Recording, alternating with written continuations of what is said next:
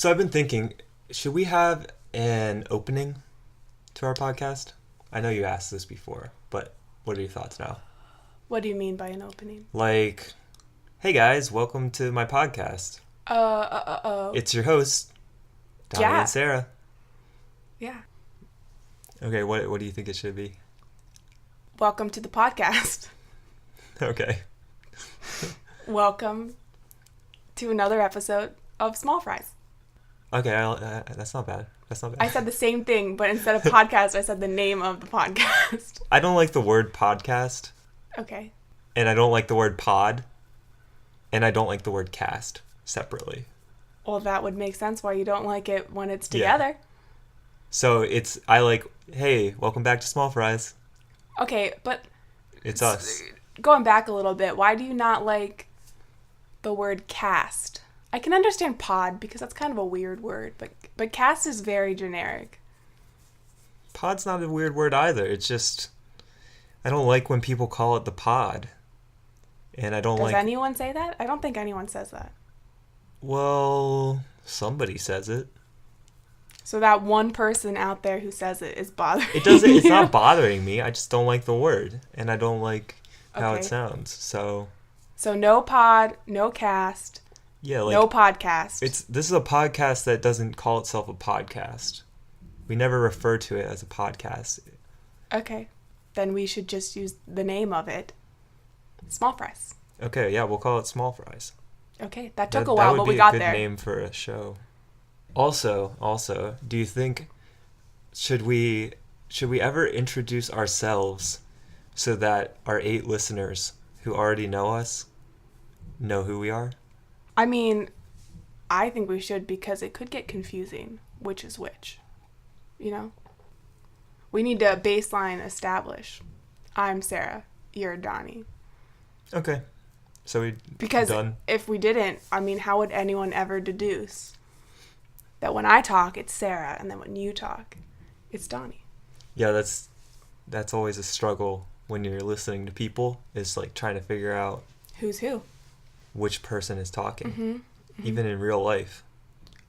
So like usually on like legitimate shows, they have like an intro and they're like, "Hey, it's me, Mario." Sorry, every time it's me, I just hear Mario. I'm not saying it's a me. I'm saying it's me. It's me, Mario. Doesn't he say it's me? Okay, all right. Okay.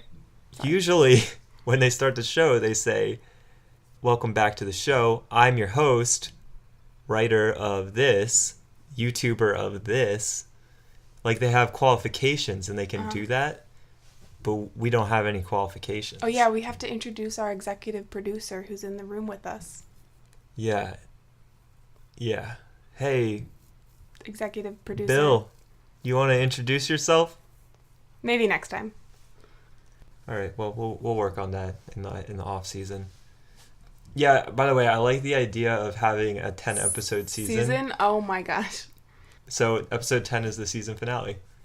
That's so little, 10 episodes? Not really. I mean, BBC does 3-episode seasons. Of what? Sherlock? Oh yeah, I was just thinking that. That's not fair though, because aren't the episodes are like 90 minutes or something, or even more than that, aren't they? Like. So? Our episodes are 55 minutes. Okay, fine, whatever. I'm not going to argue this point. And they're packed full of content. There's not a dull moment for 55 minutes. Do you know how hard that is to do? Perfect content. Okay, let's move on. Okay.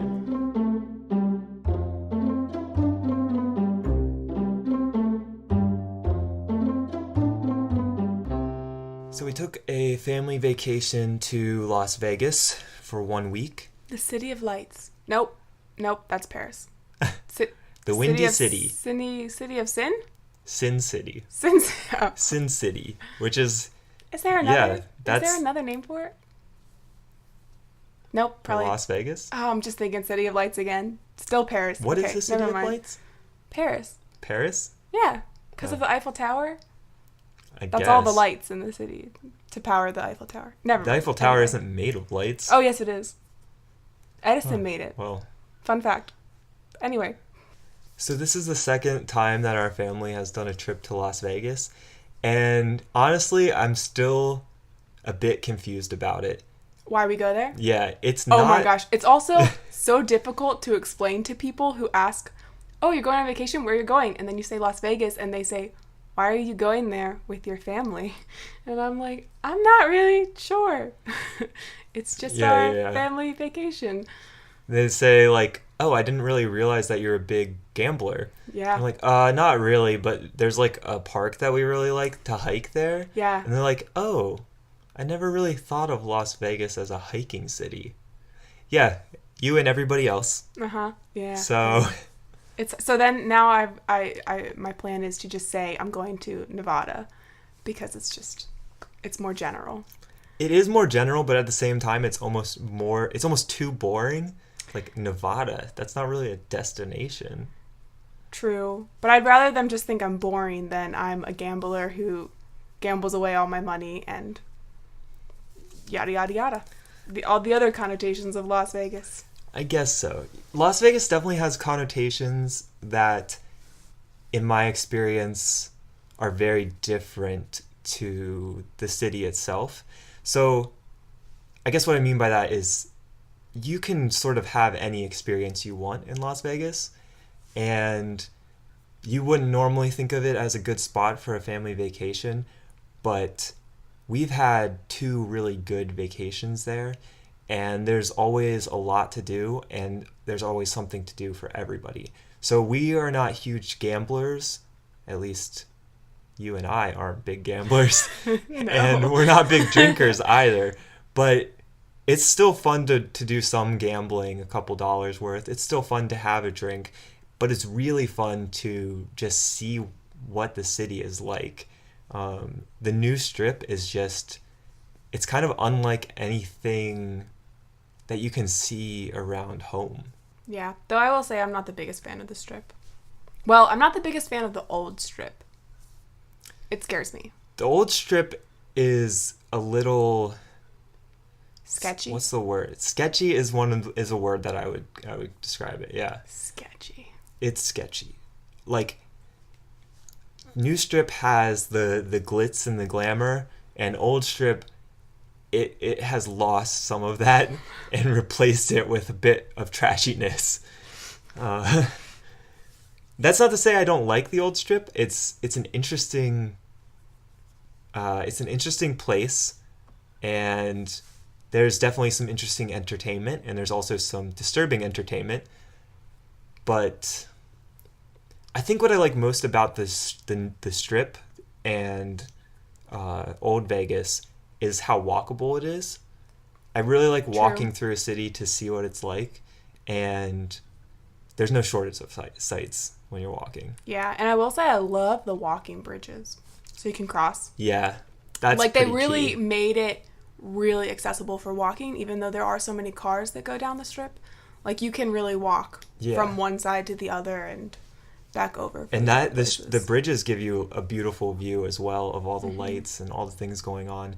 The only issue is when you go to a bridge that is like not as well occupied, and there's like it's like you look down the stretch of bridge and it's just like a gauntlet of homeless people and druggies, and you're like, okay, all right. And you know, so it's like there's a question in your mind, right? It's like you can go forward and go through them, or you can turn around and go back and choose a different path. But you know, if you turn around, they know you're scared of them, and then they're going to chase you and steal your money and use it for drugs. Wow. But the alternative is that you have to walk past them, and you never know. You could pass right within arm's length. You never know what's going to happen. I have to admit I've never thought of it like this or thought this in-depthly of it, but okay. I walked on a pretty sketchy bridge when I was in Vegas by myself. Goodness. Yeah, it must have been very sketchy.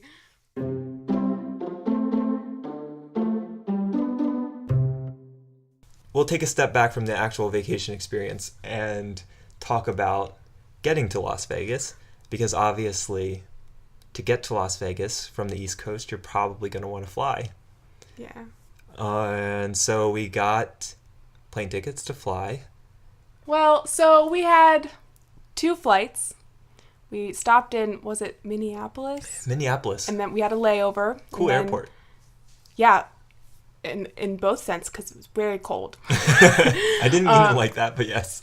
But so yeah, we got there. It was the first plane ride was what, I don't know, 2.5 hours or something like that. Yeah. It was fine. I hate planes as a caveat. I don't like flying. Oh, that's a good background. Yes. Yeah, that's a really good background and I've flown before, and I've flown a pretty long distance. I flew from Philadelphia to Scotland. Now, like I said, Minneapolis was cold, so I had put on my jacket at this point. I think this is good background as well. Yeah, actually, this helps explain it to me, because Dad kept saying it was cold and then it was hot, and I was like, it was very temperate. So it was cold there, and I had put my jacket on, and then I got and boarded onto the plane, and I had the middle seat in between you and Dad, and I still had my jacket on because I was like, oh, it's going to get cold on the plane.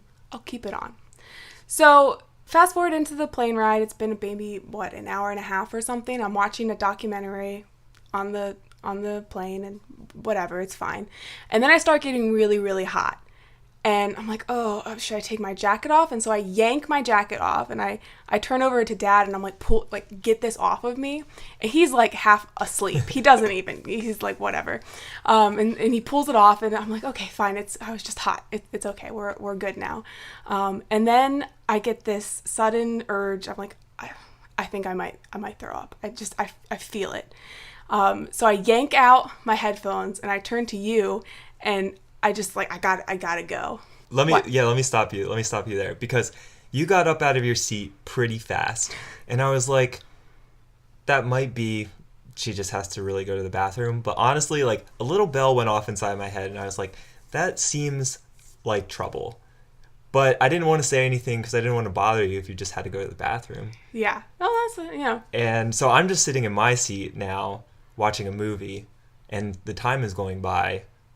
Couple minutes, 5 minutes, 10 minutes, and I'm thinking, this is kind of a long amount of time, but you know what, maybe it was just a long bathroom break, because that might happen sometimes. I don't know. So I went and left and gone and stood up to go to the bathroom, and however amount of time later, and my eyes open, and I am sitting on the toilet seat. I'm laying in the toilet seat. In the toilet. I'm laying in it with the seat up, and my head is pressed against the wall, because, they're very small, the bathrooms. My head is pressed against the wall. My butt is laying in the toilet seat, and my foot is strewn across the room, and it's kind of right against the door, kind of propping the door in place, and it's at a very weird angle. It almost looked like it was broken or something. That's how bad the angle looked to me.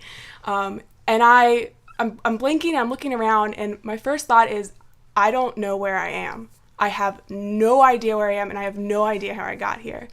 And it's interesting to me because the feeling I had is very similar to feelings I get when I have my lucid dreaming sleep paralysis, where I kind of know where I am, but I'm not connected to my body well, and I'm also what I'm seeing is not where I know my body is. So for instance, if I'm sleeping and I'm on the couch, I know I'm on the couch, but I'm not seeing the couch. I'm seeing other things. Right. Okay. So I hear the noise of the plane because they're loud, and I recognize that I'm on a plane, and I remember, we're going to Las Vegas. We're on a trip.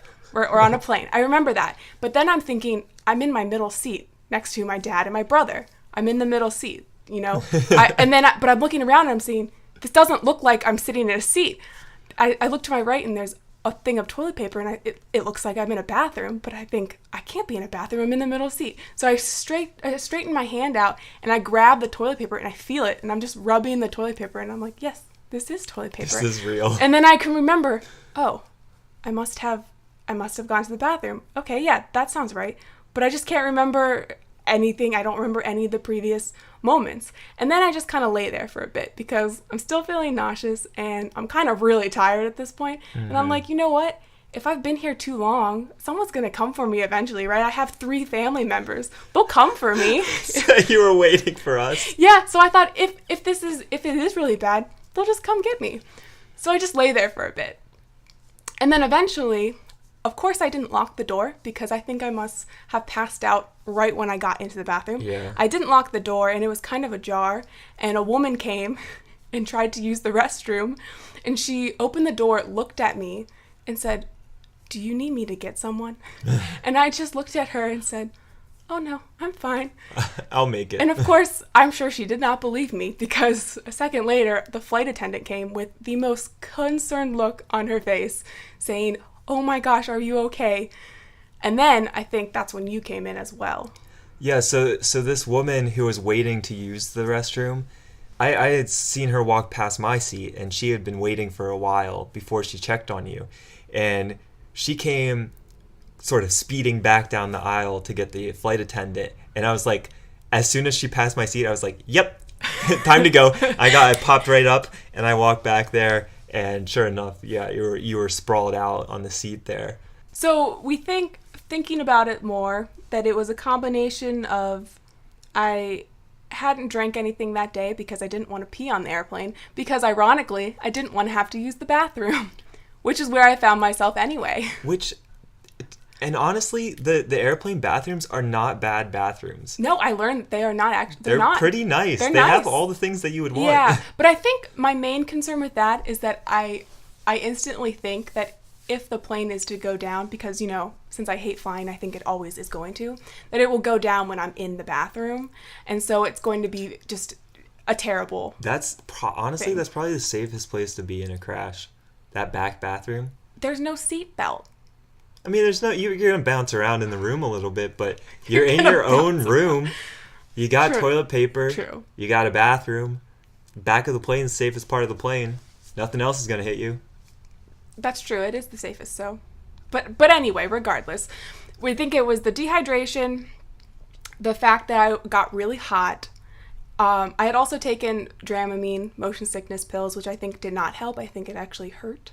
And then also the fact that I probably did have to throw up, and I just so much did not want to, that instead I told my body to pass out. Which, you know, I don't know, maybe that was a better option. I really do hate throwing up, so it was pretty nice just to knock out. Though I will say, after that, once I got returned to my seat, I was dead to the world. Like, that was actually probably scarier to me than the actual blacking out. There was a moment there where I thought I was just going under. Like, I just couldn't feel, like, I couldn't keep myself awake. And I don't know if it was just that I was tired or I was still the after effects, but I was just like, don't care. If you've ever seen, like, if you ever seen somebody in a trance, or like a hypnotist put somebody under, that's what you looked like. And it was really bizarre. Like, because I don't understand how people do this, like fall asleep sitting up or in these positions, but you were like leaning forward a bit in your seat. Your head was leaning forward, and you were kind of swaying with the motion of the plane. That sounds terrifying. It was really weird looking. I'm glad that I didn't have to see myself. But also, I think that it was a blessing in disguise, because, though I don't really know most of this, apparently we had really, really bad landing and really bad turbulence. Oh, yeah. Really, really rough. And honestly, I don't really remember any of it. I know we shook around a lot, but also, like I said, could not care less. I was like, whatever at this point. So it was fine. So the landing was super rough. It felt like we came in on the runway, like going top speed. Like the pilot was like, yeah, we don't need to brake for this flight. We'll just hit it and go. And you could feel it, like right before we were about to land. You could tell how fast we were going, how turbulent it felt. And I was like, oh my God, because we're about to slam into the ground. And right next to me is this person who has no control over their limbs or their head or anything. And you're holding like a half-filled cup of water. And I'm like, oh man, this is going to be a mess. And I don't know what to say, because like, I'm not trying to disrupt you or wake you up, because I know that you're not feeling well. And so we just slammed into the ground, and you jerk forward. Honestly, the landing was so rough that the passengers applauded afterwards. Yeah, which is crazy. Apparently, though, my friend said that was a normal thing, that people often applaud after a plane lands. I think that is not as common as it used to be. But I will just say I'm glad that I didn't recognize that either, because I hate when people applaud, like, you know, at end of movies or whatever, when people applaud. Yeah. I guess I can understand a little bit in this case, because it's probably people being like, we thought we were going to die and we didn't, so yes, clap, clap, clap, we're alive. I can understand that, but I'm also kind of glad I missed it, so. The other thing that happened while we were still in flight and you were still semi-conscious is that the woman in front of us, she turned around and she said, "Oh, is your sister not feeling well?" And I was like, "Oh yeah, I think she's fine, but she's just really dehydrated and it's making her feel maybe a little nauseous or something." And she said, "Oh well, I have this natural medicine that's used for nausea. Do you want to have some?" And she pulls out this like this pill bottle. Honestly, it looked like one of those tubes of mini M&Ms. And it sounded like it had probably 200 tiny pills inside. And she's like, "Yeah, this is a homeopathic medicine for nausea." And I was like, "Well, I really appreciate your offer, but unfortunately she's asleep right now, and so we can't give her the medicine. I'm sorry." So part of the reason when you got up, a bell went off in my head.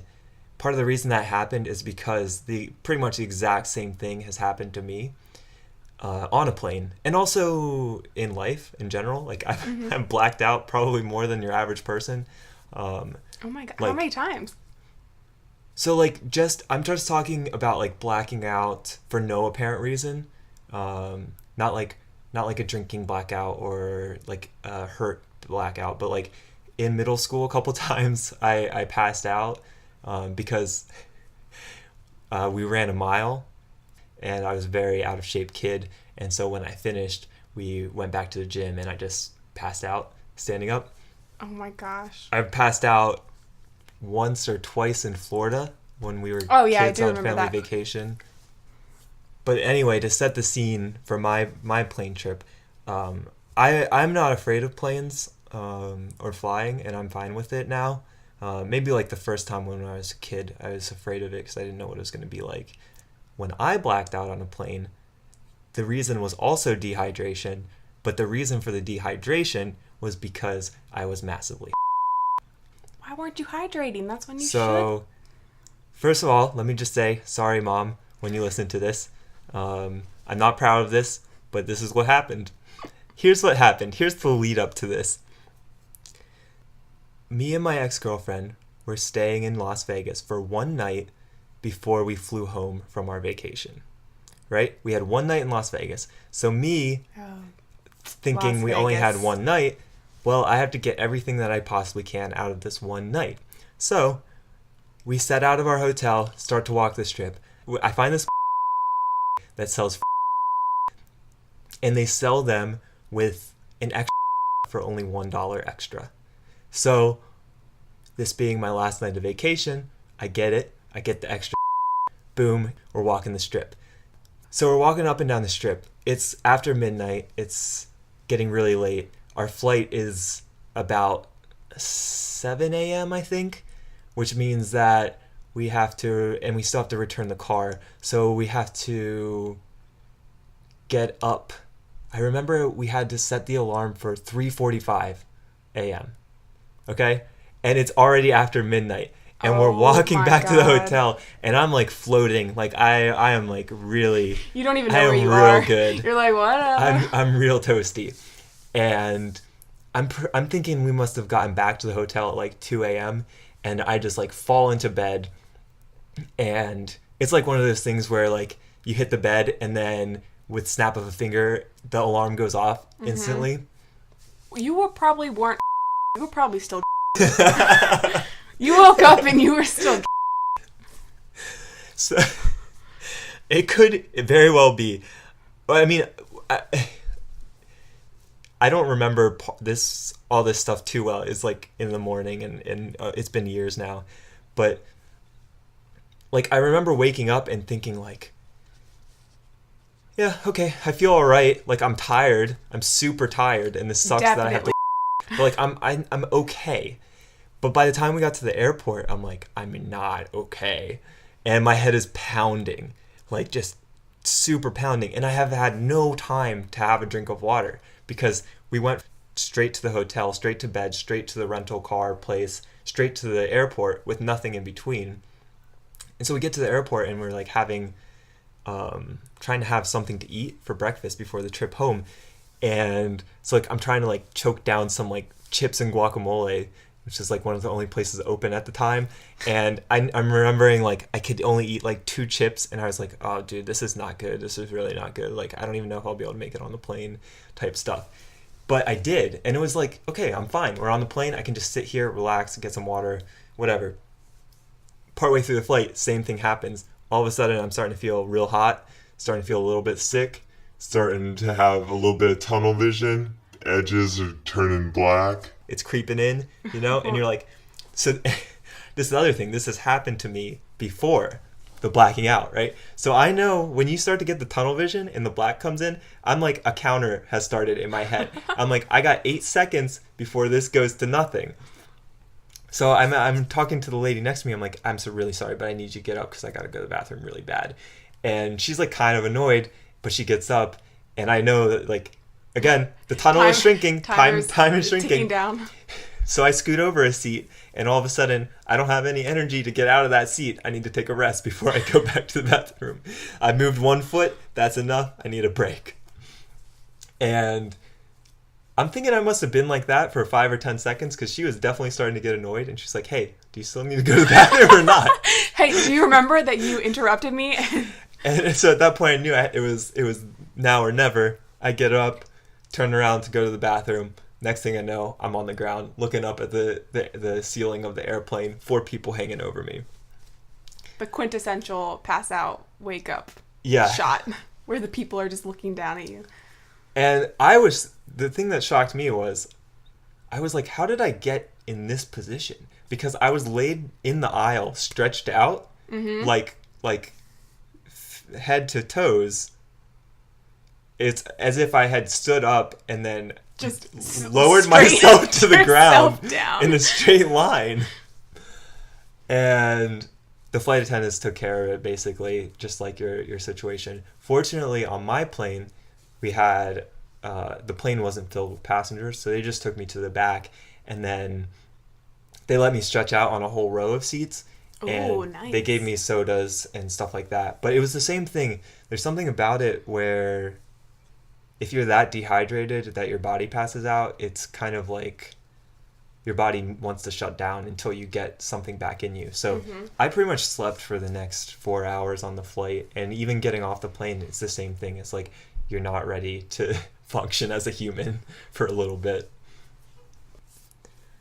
So I think we're almost out of time for today because I want to end it a little bit earlier. I have one more story. Did you know? Mike, Super Short Show? Sorry, throwback. Did you know? People have accused me of ignoring you, and this is the reason why. In Nevada, at least in Las Vegas, recreational marijuana is legal now. Oh, yes, I do know Yeah, this. you knew that. Yeah.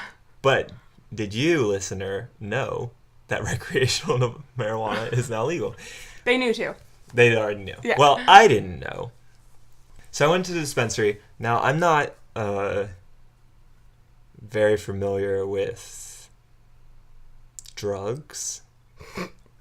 I'm not very familiar with drugs and marijuana stuff. You sounded questioning when you said that. Like, am I not familiar? I didn't know how to say it. I stepped into a sentence that I really didn't know how to finish. Basically, I didn't know what a dispensary was like, and that was part of the reason that I wanted to go and see how they sell things and how it works. I thought it was just going to be like a store, like a liquor store, but with marijuana instead. So I started talking to this guy, and immediately I know I'm in trouble because I don't know what to ask for. I was going to say, what's your leading question? I don't know how to start. I'm not prepared for a conversation at this place. So I go up to the guy and I'm like, yeah, so I'm wondering about edibles. And he was like, yeah, what about them? Like, do you have them? He's like, yeah, we got a whole bunch of them. Like, what are you interested in? And I was like, what kind of stuff is it? So basically, like, I had no idea. And so he starts walking me through the stuff. And he asked me a couple more questions. He was like, can I see your ID? Partway through this conversation, I hear from across the room, they're like, yo, we got a birthday over here. Oh my gosh. And It's I'm like, also a restaurant-y birthday place? yeah. So They bring out like a edible marijuana cake thing and happy birthday. no, but literally, they said that, and my guy's like, hey, and they start clapping and they start singing the song, and I'm like, I'm like, I don't even know what to do with myself, so I just stand there like smiling, like, yeah, totally. Happy birthday. And it stops. I'm like, so anyways, but so I was like asking the guy. I said, do you have any singles? Because I was wondering if Like dollar bills? yes. Because I went there for money. You're like, is this a bank? Yeah. I mean, with all its other services, it's probably also an ATM. So I asked him, like, do you have any singles? What I meant was, like, do you have any, like, taste, or not taste, do you have any test, like, sort of test products? Not like I was going to test it right there. But Yeah, like, but just like a small... yeah, do you have a small one- thing I could try one time so I don't have to drop $40 on something? Mm-hmm. And when I asked that, so he starts going into detail on, like, all the dosages. He's like, well, we have these little gummy candies. They're 10 milligrams a piece, and they come in a pack of 3, so that's 30 milligrams. That's a decent amount. Then we got the Rice Krispie treats and the peppermint bark. That's going to be about 100 milligrams per item. And I was like, whoa, man, I don't know what any of that means. And he was like, oh, but yeah, I mean, like, the gummies are like 10 milligrams a piece, but like, you're pretty experienced with edibles, so like, you wouldn't even feel anything off of the one gummy. You probably need to have all 3 gummies to get like a little buzz out of it. And I was like, yeah, I'm pretty experienced, so like, yeah, that's probably true. Yeah, you just keep upping it as you go in your conversation. Yeah, every day. And he was like, yeah, like, I'm kind of a bigger guy, so like the 3 gummies, like, I barely would even feel that, but like, you're like a little bit smaller, but like, you definitely have experience, so like, you could probably get at least that, if not like a Rice Krispie treat. And I was like, yeah, you're probably right, I could probably do that. So I've never felt more cool in my life.